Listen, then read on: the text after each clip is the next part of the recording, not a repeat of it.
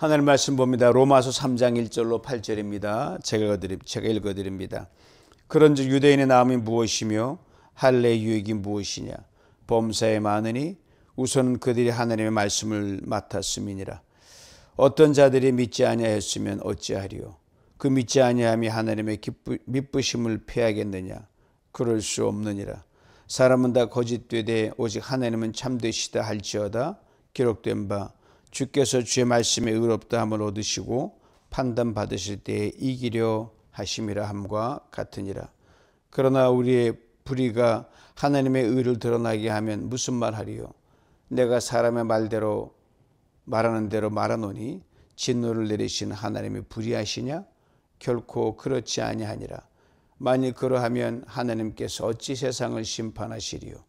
그러나 나의 거짓말로 하나님의 참되심이 더 풍성하여 그 영광이 되었다면 어찌 내가 죄인처럼 심판을 받으리요? 또는 그러면 손을 이루기 위하여 악을 행하자 하지 않겠느냐? 어떤 이들이 이렇게 비방하여 우리가 이런 말을 한다고 하니 그들은 정죄받는 것이 마땅하니라. 아멘. 복된 토요일 아침입니다. 하나님 말씀 안에 새로운 힘을 얻는 우리 모두가 될 수 있기 원합니다. 로마서로 이제 시작이 되는데 로마서 1장 10절 이런 귀한 말씀이 있습니다. 복음은 하나님의 의가 나타나서 믿음으로 믿음이 이르게 하니 기록된 바 의인은 믿음으로 말미암아 살리라. 복음이 무엇입니까? 한마디로 합쳐가면 예수 그리스도가 복음입니다. 풀면 이렇게 되죠. 죄인인 우리를 의로우신 하나님 앞에 온전히 세우기 위하여 하나님이 친히 사람이 되셔서 오신 그 아들 예수 그리스도, 그분이 우리 죄를 대신 지시고 십자가에 죽으시고 부활하신 사건, 더 이상 하나님 앞에 죄인으로 서지 않고 죄인이 우리가 떳떳이 설 수 있게 된다. 이게 복음이죠.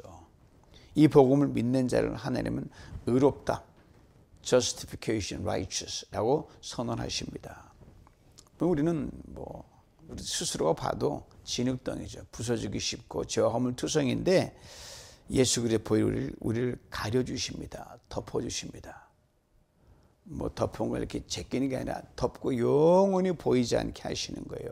하나님 눈에 보기에도 우리가 의로운 존재라고 하나님이 인정해 주십니다.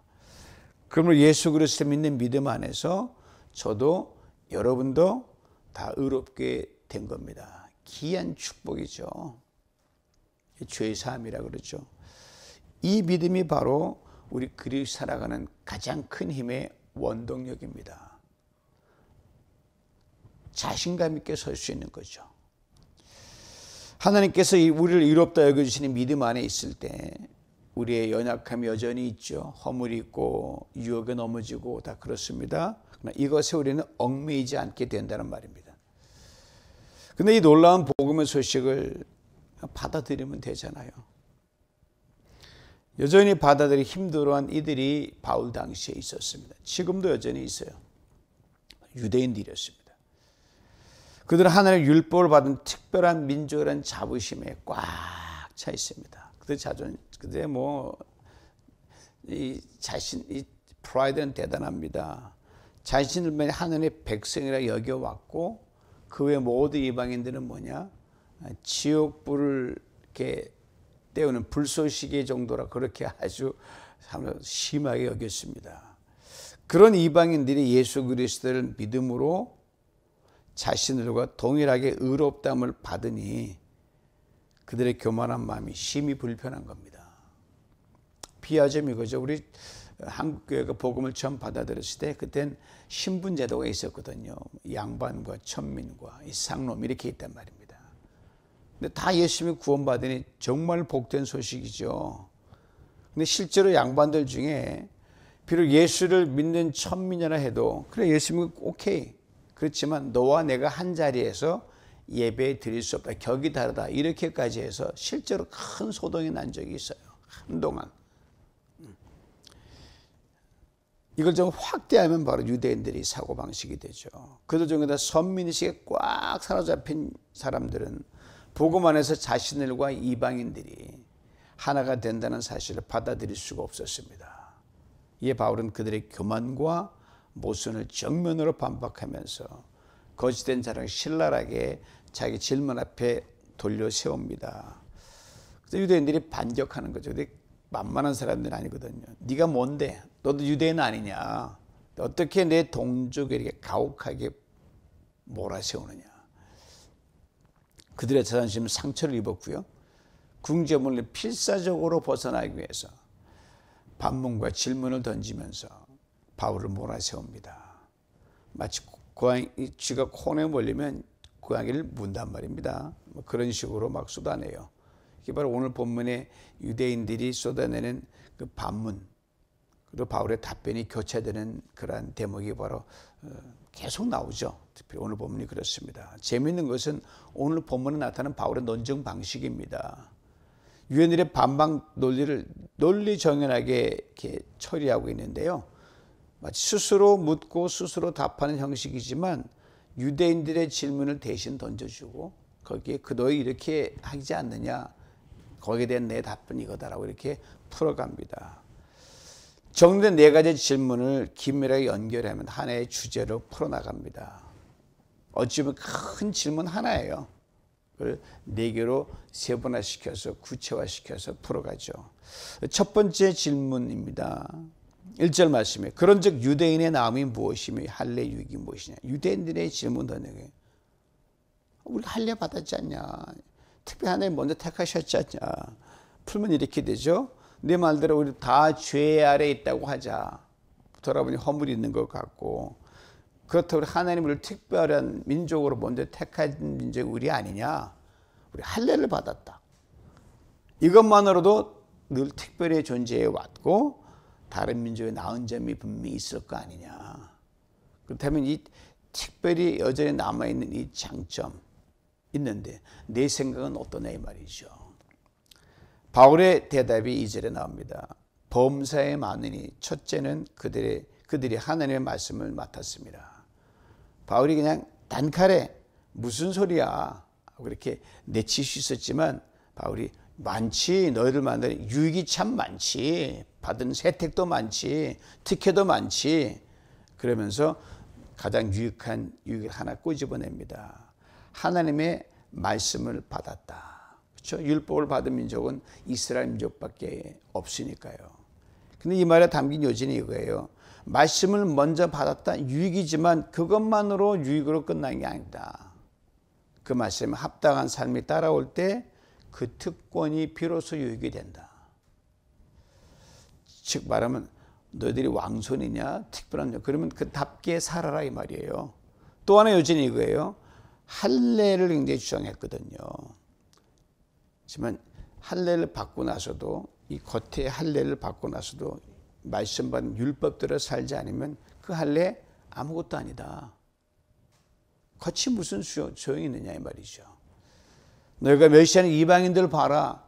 할례 못 받았다가 뭐라 그렇게 너희들이 흉보고 난리쳤지 않냐? 그들이 너희보다 더 나은 삶을 살아가고 있는 모습 보이지 않냐? 뭐라고 답변하겠냐 이 말이에요. 이렇게 유대인의 자랑과 특권의식을 한꺼풀 한꺼풀 벗겨내면서 진정한 유익은 형식과 외양과 겉에 있는 게 아니라 말씀에 순종하는 그 진정한 삶에 있다고 바울이 일깨워줍니다. 두 번째 질문이에요. 3절을 보니까 어떤 자들이 믿지 아니하였으면 어찌하리요? 그 믿지 아니함이 하나님이 미쁘심을 패하겠느냐. 풀면 이런 거죠. 유대인들 자기들이 봐도 참 제대로 못 사는 그 사람들이 많이 있었거든요. 하나님 우리 민족을 조상으로 세운 건 그렇지만 분명하지 않냐. 다 일부 유대인들이 잘못했다고 해서 하나님이 우리를 향한 이 민족이라는 약속을 파기하시고 없는 것으로 되물리시겠느냐. 언약 취소하지 않으신다. 옳은 말처럼 들리는데 이 논리는 굉장히 자기들 건 감추는 함정 논리가 있어요. 몇몇 유대인들이 아니라 여러분 구약을 우리가 선지 예언서를 통독해 왔지만 실상은 어때요? 총체적으로 위아래 할 것 없이 다 무너지고 죄에 빠져서 하나님을 떠난 이런 역사를 가지고 있거든요. 더군다나 본이 할 그 위의 윗물 제사장과 왕과 지도자들은 더 큰 불순종으로 나가는데 앞장섰거든요. 이들이 말이 논리가 안 맞는 거예요. 그런데도 뭐가 문제냐? 몇몇 소수의 문제지. 우리가 비난받을 짓 한 적이 없다. 이렇게 우깁니다. 그리고 하나님의 신실하심은 여전히 이 민족과 우리와 함께 한다고 이들은 주장을 합니다. 바울이 단호하게 얘기합니다. No way. 결코 그럴 수 없다. 사람은 다 거짓되되 하나님만 참되시다. 바로 요즘은 그렇죠. 너희가 스스로 혹시나 상대가 낫다 하더라도 그건 착각이다. 나은 게 뭐가 있냐. 속을 똑바로 들여다보다는 거죠. 남들보다 혹시 나은 면이 있다 할 때 한들 다 50% 100보다 모두 주 아래에 있다. 오직 참되신 하나님 한 분뿐이다.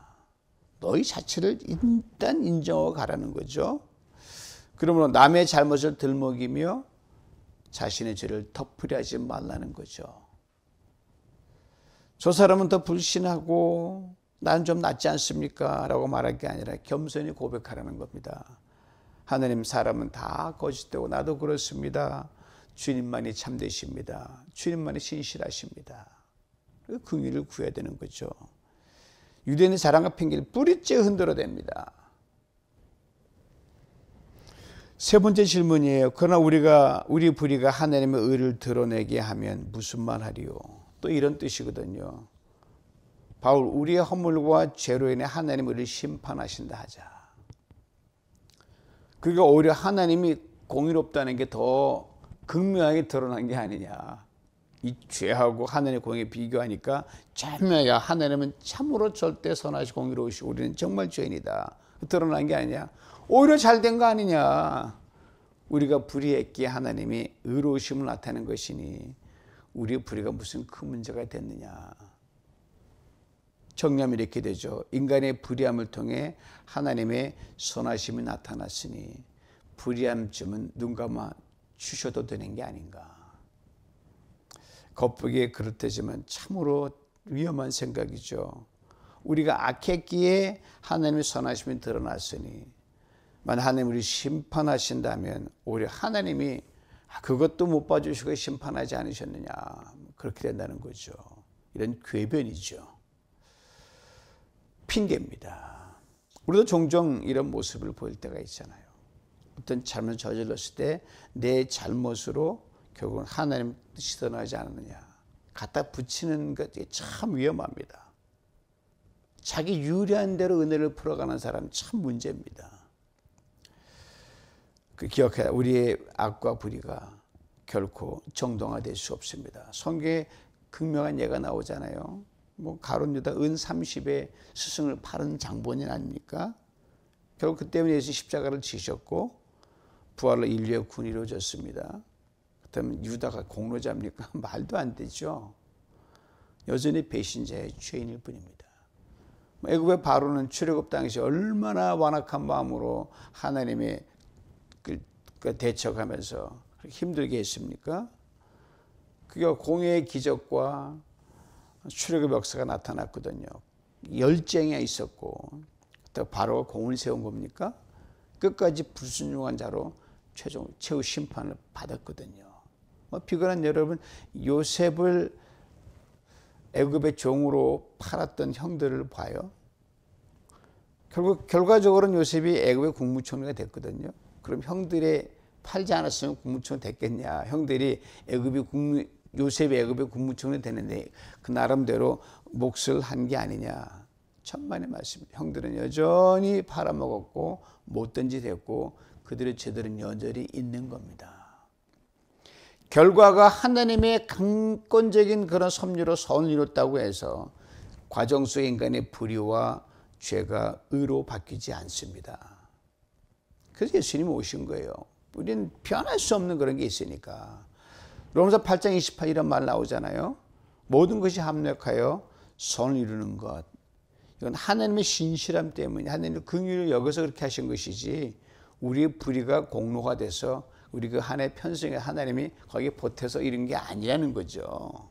결론은 분명합니다. 아무리 선택된 민족이라도 죄는 죄다 이 말이죠. 아무리 선을 이루셨다도 인간의 불순종은 불순종이라는 겁니다. 하나님은 반드시 그럼 죄의 책임을 물으십니다. 물으셔요. 심판하셔요. 엄밀히 엄중히 심판하십니다. 심판을 감당하지 못하니까 결국은 당신이 사람으로 오셔서 십자가를 지신 거 아닙니까? 그러므로 우리 핑계로 자신을 합리화하지 말고 철저히 늘 고장한 그런 주 앞에 회개하며 겸손히 하나님의 신실함을 붙들어야만 우리는 얻은 구원의 기쁨을 누릴 수 있습니다. 네 번째 질문을 보니까 세 번째 비슷하지만 바울의 변론을 마무리하는 질문 좀 더 구체화되어 있어요. 들어보세요. 그러나 나의 거짓말로 하나님의 참되심이 더 풍성하여 그 영광이 되었다면 어찌 내가 죄인처럼 심판을 받겠느냐. 내 거짓과 허물, 이 불의와 죄로 인해 하나님의 진리와 영광이 분명히 드러납니다. 이스라엘의 그 죄악의 흑역사를 통해 하나님이 공의가 나타났잖아요. 이방 민족도 알게 되잖아요. 극명히 나타난 거예요. 근데 왜 내가 죄인 취급받냐 이 말이죠. 참 이게 그들 논리는 나름대로 맞지만 이게 말이 안 되는 거거든요. 내 죄가 하나님의 영광에 이바지한 것이다. 죄는 그럼 눈 감아 주셔야 된다. 그렇으니까 이들이 그렇게 오랫동안 하나님의 마음을 아프게 했죠. 이런 참으로 못된 사고를 가지고 있으니까. 바울이 더 대담하게 표현합니다. 선을 이루기에 악을 행하자 이들이 그랬거든요. 무슨 말이에요? 하늘 영광만 드러낸다면 뭐 우리가 악에 머물렀던 죄를 어떠냐 회개 필요 없고 그냥 거기 머물고 싶다 이 말이죠. 얼마나 뻔뻔하고 위험한 논리입니까? 바울이 아직 단호하게 얘기합니다. 너희는 정죄를 받아 마땅하다. 여기서 잊지 말아야 할 것이 있어요. 바울이 뭐 그가 절대적이라서 이들을 막 몰아세웁니까? 그도 죄 많고 허물 많고 과거 경력 많아요. 뭐 그들이 바울이 예수 믿기 전에는 엄청난 그도 한패가 되거든 난리쳤던 사람이 바울이거든요. 근데 이제 돌이키니까 이들이 말이 안 되지만 바울이 말하는 건 그들을 자기가 그로 나서 정죄하려는 게 아닙니다. 요지는 하나예요. 오직 하나님의 절대적 의의 기준 앞에서 핑계대지 말라는 거죠. 죄와 교만을 합리화하지 말라는 거고 거기 돌이켜라. 제발 우리 민족의 역사에 그걸 증명하지 않냐. 이걸 바울이 내가 먼저 깨달았다. 나는 죄인이며 오직 예수 그리스도의 은혜와 긍휼로만 살아갈 수 있었고 그래서 나 바울이 된 것이다. 그러게 이거는 유대인들이 촉구하는 겁니다. 핑계를 멈추라. 교만을 내려놓으라. 예수 그리스도 안에서 죄인임을 인정하라. 오직 믿음으로 오직 은혜로 서라. 그 바울이 우리에게 들려주는 고백입니다. 오직 하나님은 참되십니다. 그분께 와야지만 은혜와 구원의 은혜 가운데 갈 수 있다는 거죠. 참되신 하나님께서 인간의 죄와 불순종을 넘어 놀라운 구원의 길을 열어 놓으셨습니다. 바로 예수 그리스도 십자가와 부활입니다. 그럼 오늘 우리가 붙들어야 할 고백은 분명합니다.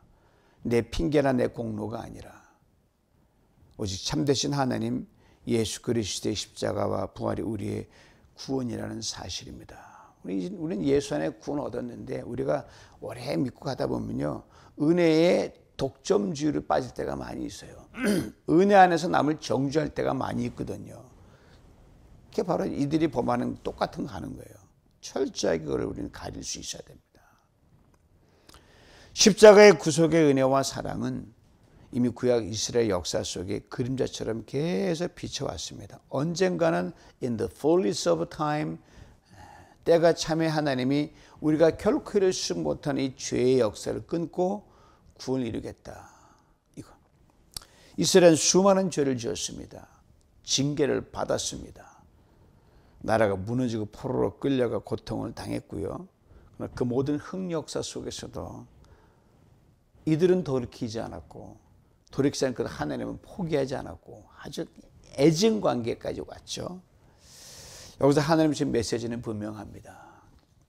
하나님께 이스라엘을 한 번도 포기하지 않으셨다면 이 땅의 모든 민족과 사람들 또한 결코 포기하지 않는다는 것이죠.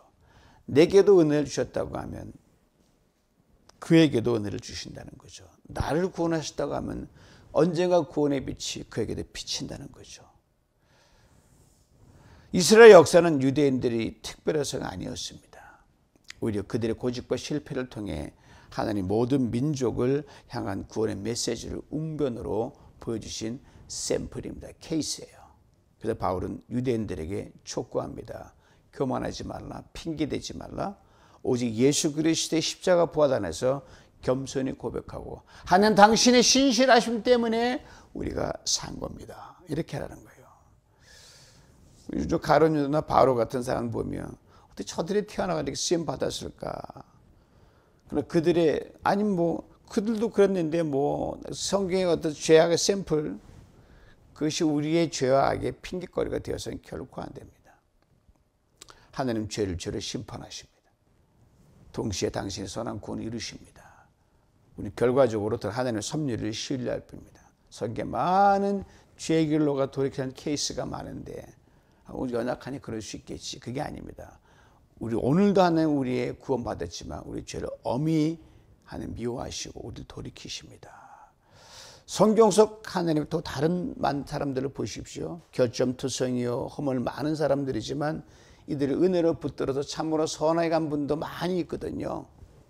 자기 있어서가 아니라 은혜로 이들을 등용하셨고, 그럼 우리는 교만을 경계하고 우리를 부르신 그 은혜에 맞게 믿음의 길을 겸손히 걸어갈 줄 압니다. 한 인물이 떠올라요. 파니 크로스비로 알려있는 찬송 시인이죠. 6천여 곡의 찬송가를 지으신 이 눈이 멋진 분인데 평생 앞을 못 보고 사셨어요. 6천여 개에 넘는 찬송 남겼는데 이분이 고백했습니다. 하나님 저를 장님 되게 하셔서 감사합니다. 세상 보는 눈은 거두어 가셨지만 영원한 세계를 보는 눈을 주셨으니 감사합니다. 탁월한 감사죠. 또 고백했습니다. 내가 장님이 된 것은 하나님의 실수가 아니다. 원망 없었어요. 하나님의 사랑의 또 다른 방법이다. 기가 막힌 고백입니다. 내 삶에 담긴 하나님의 놀라운 경륜의 결과다. 사랑하는 성도 여러분, 우리도 잊지 말아야 할 고백이 있습니다. 이민자로 살아가면서 참으로 많은 이해할 수 없는 많은 일이 벌어지지만 여전히 우리의 고백은 하나여야 됩니다. 하나님 당신은 언제나 옳으십니다. 하나님 당신은 언제나 신실하십니다. 하나님 당신은 언제나 참되십니다. 이 참되신 하나님 안에서 우리 모든 일이 합력하여 선을 이루게 하실 줄 우리는 믿음으로 나가야 할 줄 압니다. 이런 고백이 있는 사람에게 원망이 자리할 여지가 없습니다. 억울함도 불순종도 고집도 교만 더 이상 틈탈 여지가 없습니다. 이 새벽에 우리 모두 참되신 하나님을 더욱더욱 사모하며 신실한 주님을 뜨겁게 고백하며 그 고백에 부어주시는 주님의 깊이 잠기는 이 하루와 우리 남은 삶 되시기를 주님의 이름으로 축원합니다. 참되시고 신실하신 하나님 아버지, 오늘도 우리를 말씀 앞에 세우시고 십자가의 은혜로 의롭다 하심을 얻게 하시니 참으로 감사합니다. 사람은 다 거짓되고 거기에 나도 있고 너도 있고 다 포함됩니다. 오직 하나님만 참되십니다. 그 참된 하나님 우리를 아시기에 우리가 구원을 이루셨습니다. 이 참된 하나님을 고백하며 우리의 평생의 고백으로 나아가게 하여 주시옵소서. 우리의 교만과 핑계를 내려놓게 해 주시옵소서. 죄를 죄로 인정하며 철저히 회개하게 하시고 오직 예수 그리스도의 긍휼과 은혜만 붙들며 오늘도 살아가게 하여 주시옵소서. 주님 당신은 언제나 옳으시고 언제나 신실하시고 언제나 참되십니다. 이 믿음 안에 우리의 모든 삶이 합력하여 선을 이루는 걸 보게 하시고 그 소망 가운데 오늘 어떤 일이 있더라도 감사가 넘치는 삶 되게 하여 주옵소서. 주 예수 그리스도의 이름으로 기도하옵나이다. 아멘.